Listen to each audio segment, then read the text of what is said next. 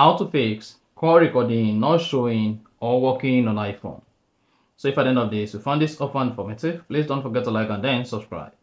If you have successfully upgraded your iPhone to the latest operating system, iOS 26, then you should be able to do call recording on your iPhone. But if the call recording feature is missing on your iPhone, or you try to record call on your iPhone, then this is simply what you need to do to turn on call recording on your iPhone. So first, you want to go ahead and open settings, scroll down, and then click on apps. Once you selected apps, scroll down and click on the phone app. Just scroll down, click on phone. On that phone, you want to scroll down until you get to audio call recording. You see that? Click on it. Now ensure that audio call recording is enabled.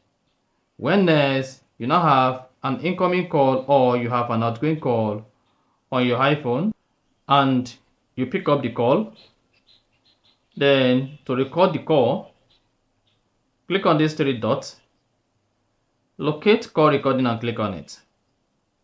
Then it should say this call will be recorded, and the call recording now will start working. You see that? And then you are good. So that's exactly how to fix call recording not working or not showing on iPhone. If you found this offer informative, please don't forget to like and then subscribe.